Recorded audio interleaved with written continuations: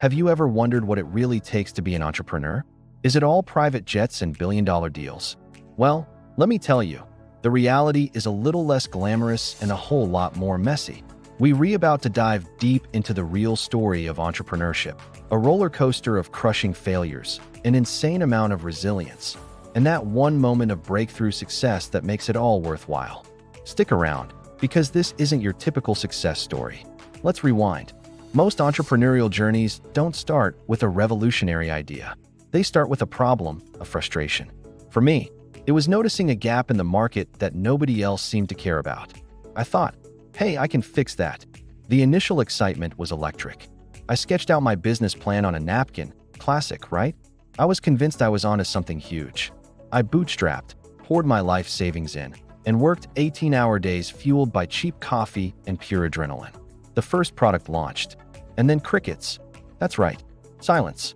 The sound of my brilliant idea flopping. The sales numbers were a joke. I remember staring at my screen, watching the analytics flatline. That was my first real taste of failure. It felt personal, like a knockout punch to the gut. All that sacrifice, for what? For a product nobody wanted. The temptation to quit was overwhelming. My friends and family, with good intentions, suggested I get a real job.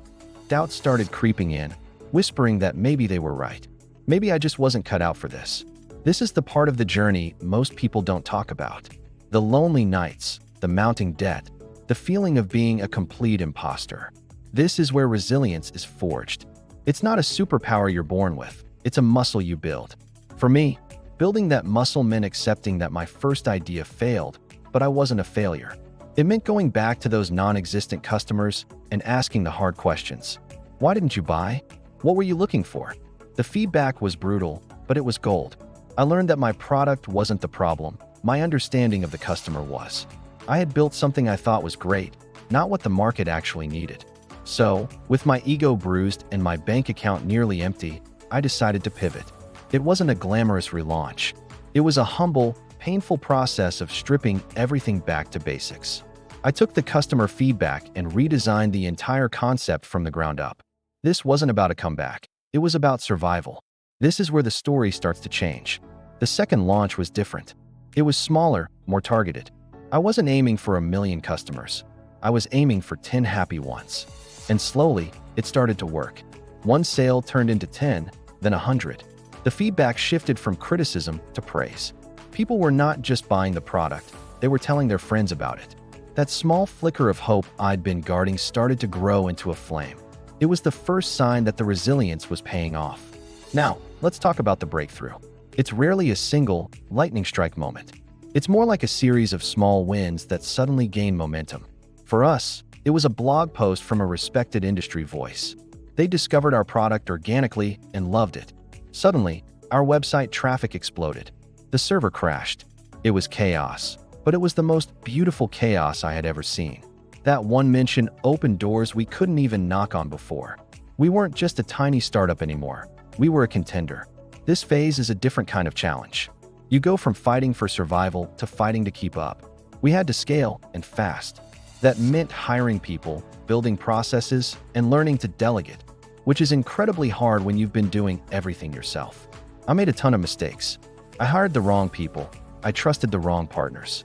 Each mistake was another lesson, another scar. But the difference was, now we had momentum. We had a community of customers who believed in us, and that makes you incredibly resilient. Failure, you see, never really goes away. It just changes shape. Instead of a product failing, you might have a marketing campaign that bombs or a feature that nobody uses. The stakes get higher, and the falls feel harder. But you learn to get up faster. You learn that failure isn't the opposite of success. It's a part of it. It's the data you need to make your next move smarter.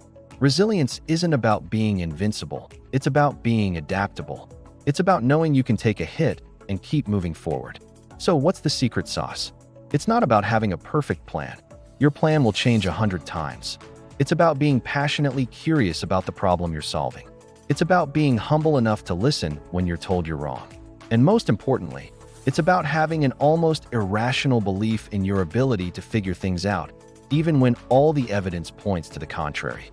The journey is brutal, but the view from the other side, knowing you built something from nothing, is worth every single step. If you're on this path or thinking about starting, know this. You will face moments that test every fiber of your being. You will want to quit. But don't confuse a failed attempt with a final verdict.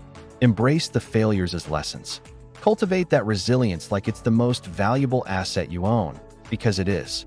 And keep pushing, because your breakthrough might be just one more pivot, one more conversation, one more chaotic server crash away.